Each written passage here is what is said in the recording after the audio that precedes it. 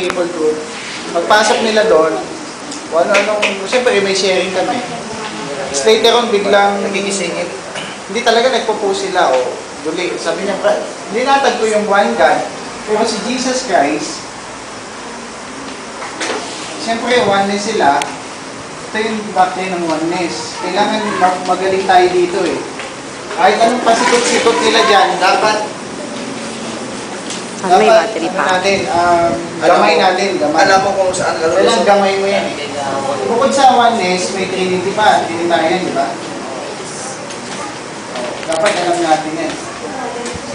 So, pag hindi mo gamay yun, pwede kang mabingwid dun sa bibig mo eh. Hindi ka marunong hindi mo alam yung sinasabi mo. Kung lalabas talaga, balik ka dun sa pastor mo, patungo ka muna kasi hindi mo alam yung sinasabi mo eh. So, kailangan tayo, pag tayo nagsishare, kailangan alam mo yung sinishare mo. Baka may nakasharing sila na mali-mali din ang sinasabi, kaya nasabi nila mga actually po, hindi duling, ano?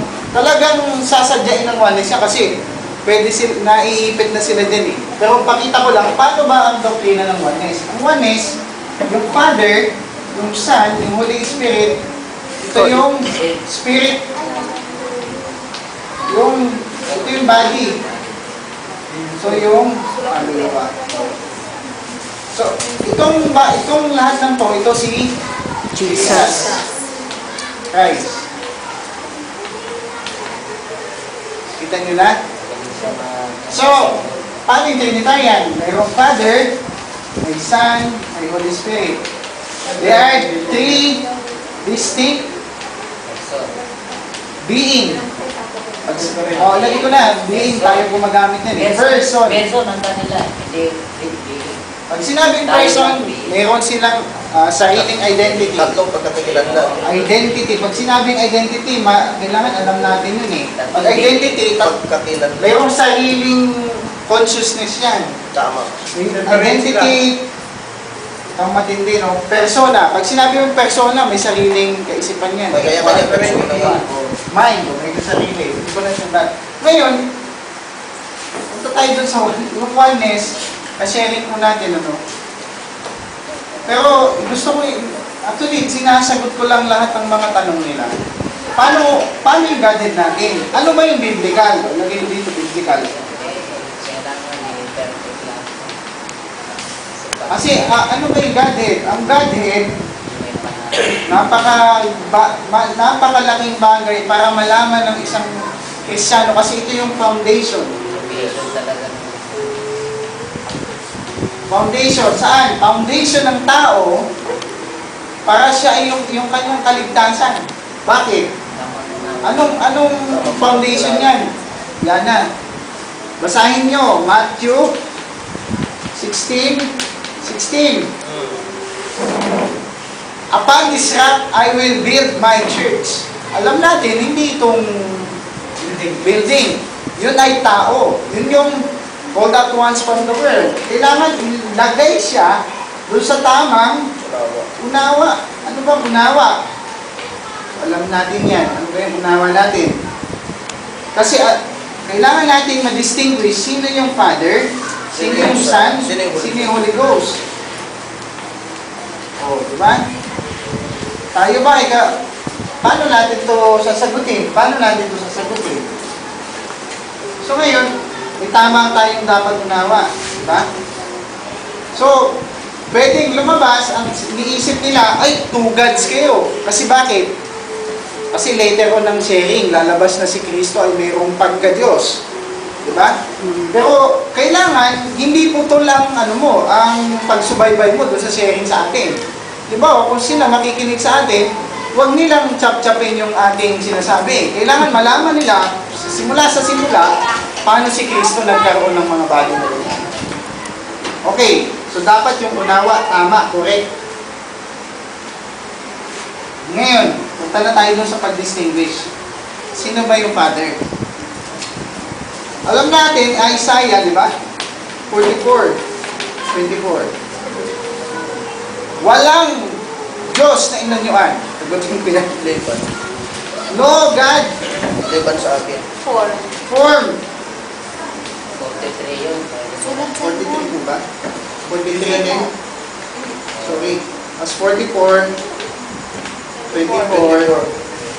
Ano ba yung pagkasabi doon? Pakibuksan niyo nga. The Redeemer, the one who lives. Siya yung creator, siya yung nag-iisa. Only, I, myself, The Redeemer. alone. Siya lang ang nag-iisang malilikha. So ngayon, yung Son, alam natin, ano? Ito controversy. Sa lahat ng mga grupo, kahit even yung level 1, mga level 1, mga kapatid. Si Kristo. Si Kristo ba inilikha ng Diyos? Kayo tatanungin ko. Nilikha. Pero they never said that Jesus Christ is created. Made. The word made. Bakit? Kasi hindi na pwedeng likhain si Kristo kailanman. Yung body, of course, nilikha. Pero si Kristo per se, yung spirit niya, hindi ka pwede likhain. Pero maraming talata yan, mga kapatid. Bigyan ko na, lagyan ko na ng talata. Yung anak, nilikha ng ama. Binanggit to ni Jaya kanina. Yung John 5:26. Kung ang ama ay may buhay sa kanyang sarili, ang anak ay binigyan niya. Malinaw yan. So masisira na ngayon yan, no? Diyan pala, sira na. O ano sasabihin ng mga Juanes? Hindi nga nila. Yung ama, yun din yung anak. Sa katauhan ni Kristo, saan ilalagay yung ama na nagbigay sa anak? Binigyan niya yung sarili niya ngayon. So kontra yan, hindi yan biblical. So sinisira yung biblical na sinasabi ng Bible. Ngayon, punta naman tayo dito sa Trinity. The Father and Son is co-equal. Paano magiging co-equal yung nagbigay sa binigyan? Sir, ano ba? Sulat ka. So, si Kristo patunay na binigyan ng buhay. Hindi ba created yun? Ano pa? Yung Acts 2:36. Ginawa.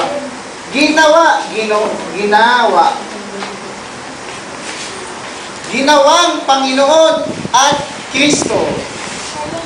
Ngayon, lalabas ngayon, Brother Menan. Dalawa na Panginoon mo. Panginoon ang Ama, Lord. Si Kristo ay Lord. Ganito, tingnan niya. Tayo, mamayo. Magkaiba yung Lord. Magkaiba yung... Kita niyo? Ganyan yung spelling talaga. Spelling. New Testament, wala kang makikita capital L-O-R-D. Puro New maliliit. Testament, lahat L-O-R. L-O-R-D na mali. Bakit kaya? Hindi pa nila napansin. O, diretso ko na sagutin to kasi di magiging two lords yan. Two lords. Wala nang problema, two lords eh. Bakit? Kasi binigyan nga yung anak eh. Binigyan, ginawang Panginoon. Mas marunong ka pa sa Diyos. Gusto mo, mas marunong ka pa sa Diyos na hindi pwedeng maging dalawang Panginoon. Mas marunong ka pa sa... Walang ibang tagapagligtas. Sasabihin nila, ay, kaya Lord yan, siya na rin yung Ama. No, sino magbibigay? Linuloko mo sa nagsisinungaling ba ang Diyos? Sa katauhan ni Kristo, nandun yung Ama, nandun yung Anak, nandun yung Espiritu Santo. So ngayon, pansinin nyo to ha, sa New Testament, there is no other Lord, kundi yung Ama lang. Pero pagdating sa New Testament, ano ba ang nangyari? Bakit si Kristo ay naging Panginoon? Siya na ba ang Ama? Ginawa nga eh, marunong ka pa sa Ama, sa Diyos. Ay, yung Lord na yun na rin yung Ama. Inanoint niya yan. Marunong ka pa sa Kanya. So gagawin niya yung sarili niya ngayon. So, marami pa. Tinalaga lang siya. Bakit si Kristo Alpha and Omega? Alpha and Omega. Bakit si Kristo ang shepherd? Bakit si Kristo ay lamb? Bakit si Kristo ang King of Kings? Hindi ba sa title lang Ama yan? Pero hindi nila napansin ito. Basahin natin. Hebreo 1, 2 hanggang 3. Ninanda. Basahin natin. Hebrews 1. Esteriana, pakibasa. Pwede kayo magsusog mga kapatid. Ano? Basa. Tutok mo sa kanila. Sino?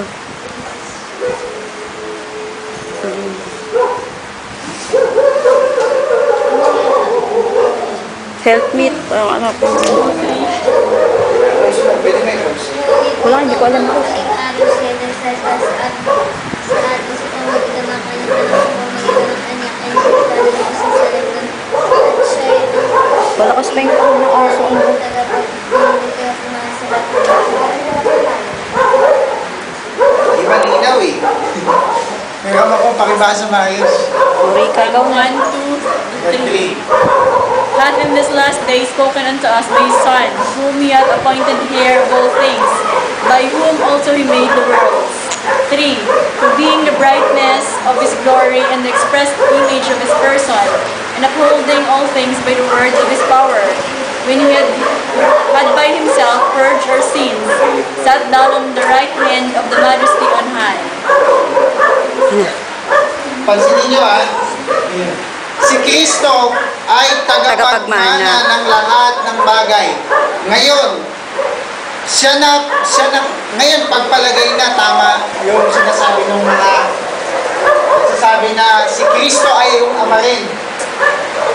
Sino yung nagbigay ng pamana kay Kristo? Kat? Ama. Tama. Yung Ama niya. Ngayon, yung Ama niya, yung Espiritu niya eh. Pwede ba ibigay, oh, Spirit, katawan, pinamamanahan kita ng lahat ng bagay, Nagsalita ka sa katawan. Sarili. Patunay na nga, John 5:26, may sariling buhay si Kristo. So, bali na yan. Jesus Christ is distinct being sa Ama.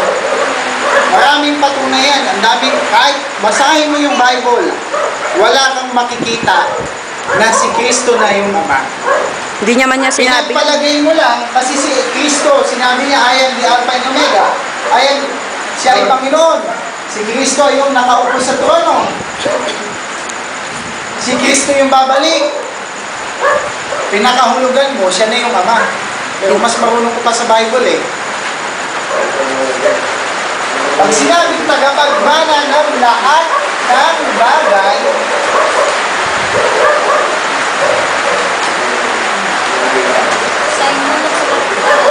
ano ba yung lahat ng bagay yan? Physical na bagay din sa mundo? No! Ano yan? Ito yan mga kapatid. Mateo 28:18. Basa na. Basa. Sabi doon, lahat ng kapangyarihan ay binigay na sa akin. So, alam natin kung sino nagbibigay. Yung Ama. Diba? So, yung lahat ng bagay na kanyang minana, yung power. Kasama na yung pagiging Alpha and Omega, pagiging Jesus, yung panganay niya. Yung pagiging panganay niya, yung pangalan niya, yung pagiging Panginoon niya, yung pagiging Kristo niya, yung trono, minana niya, lahat. Yung power, lahat, buhay niya. Paano yan sinasabi nila? Mananalangin ba si Kristo sa sarili niya? Logical basis yan. Nananalangin siya dun sa spirito niya, Ama ko, ba't mo ko pinabayaan? Nasa loob na yun. Bulong na lang niya dapat. Sino ngayon ang buling? Paano makapagsalita yung laman ng mga espiritu? Paano siya makapagsalita sa sarili niya kung wala siya sa espiritu at buhay? Kaluluwa. Paano magsalita ng So, hindi talaga buling ang mga taga-Space Revelation. Talagang diretso tumingin yan. Berean people. Mga Berean people pangalan natin. Berean people. Mga Berean kasi. Ito pa, kapatid, So, last na to, last. Si-share ko, last. Hindi ko kayang analysis. Sino nakaupo sa trono? Trono na. Sabi ni Kristo, ang magtagumpay, pagkakalooban ko umupo sa luklukan ng aking ama, kagaya ko ng tagumpay. Ngayon, yung luklukan ng ama, nakalukluk si Kristo. Eh kung sino yung mga magtatagumpay, nakalukluk din. Lagi pa lang. Lalabas maraming trono. Bakit mo yung problema kung sino yung nakaupo sa trono? Kaya ang Diyos nga, na kay Kristo eh. Pero nung doesn't mean na kay Kristo ang Diyos, ilagay mo na ang Diyos sa kahon. Hindi. Ang Diyos, kaya niya sakupin lahat, kahit na kay Kristo siya. Pwede bang si Christ ang trono ng Diyos? Pwede rin. Kasi ang trono, hindi yan literal eh. Yes. Ibig sabihin, nagpatong-patong yung believer ang Diyos. Si Kristo, yung mga believer, nandun nakaupo. Hindi. Spiritual yung ano niyan. Ang trono sa langit eh. Malaki daw yung trono, mahaba. Bira, isa, dati. Oo, ito ang trono. So, assumption lang natin na si Kristo nga, granting, agree naman ako mga kapatid eh, si Kristo nakaupo sa trono. Pasan yung ama? Ay nakaupo rin. Nasa kanya yung ama. Yung sabi ko. Na kay Kristo ang ama eh. Sabi ng Diyos, the earth, heaven is my throne, the earth is my footstool. Gano'n ka na kayong Diyos?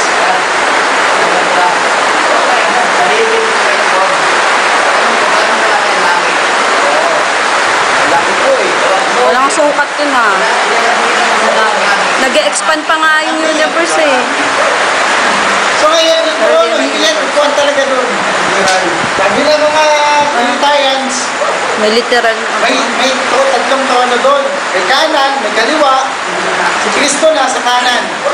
Nakaupo yan dyan. Andun, nakaupo yung Padre, nakaupo yung anak. Sa kanan ng Diyos.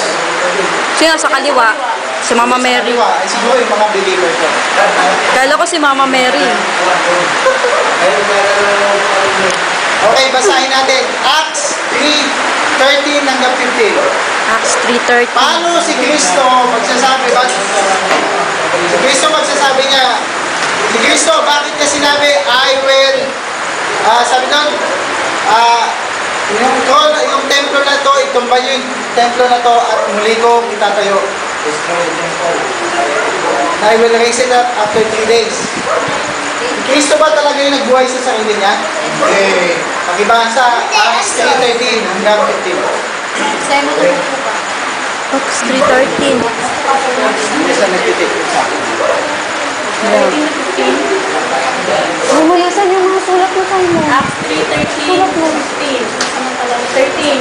The God of Abraham and of Isaac and of Jacob, the God of our fathers, has glorified his son Jesus, whom he delivered up and denied him in the presence of Pilate, when he was determined to let him go. 14.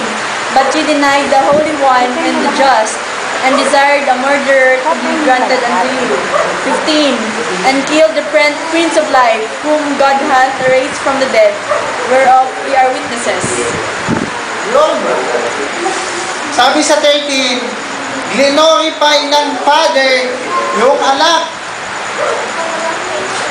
Glorify ng Spirit yung body. Lalabas yan.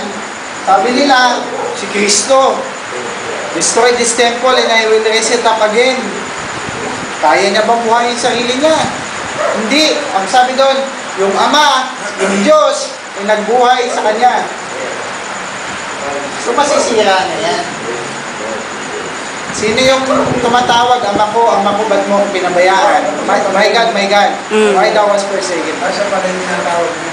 Ay nakatingin siya sa langit. Pinabayaan niya yung sarili niya. Ay nagsabi pa, ang Diyos ay naging tao. Eh ngayon, nung naging tao na siya, nasa na ang Diyos? Nasa baba na, wala na. Umalis sa ano. Sabi pa nila, si Kristo ay nandun na sa pasimula, nandun na sa Old Testament. Ito yung aking problem. Pero hindi problem to. Kung si Kristo nandun na, before Abraham was, ayan, I am. Nandun na ba talaga si Kristo? Kaya tatanungin ko. Sister Kim, Kristo ba nandun na sa Old Testament? Ha? Nasa isip lang, bakit niya? Sabi niya, before Abraham was I am. Ang sagot doon. Ang sagot doon, hindi si Kristo, wala si Kristo doon. Yung literal na ano. Siya ay nasa, bakit siya, bago daw si Abraham, siya na. Kasi he is the first Siya nga yung panganay sa lahat. reason of God. Cause of creation of God, kung bakit niya gustong lalangin yung tao. Personification. Pinagbubuntis pa lang siya doon.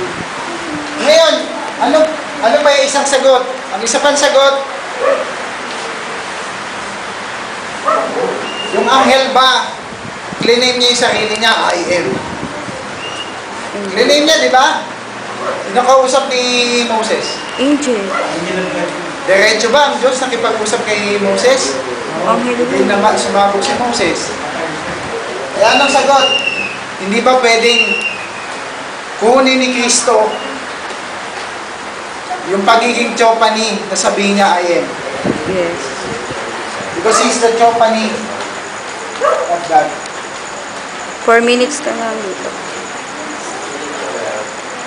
Bakit? Siya yung representative ng Diyos.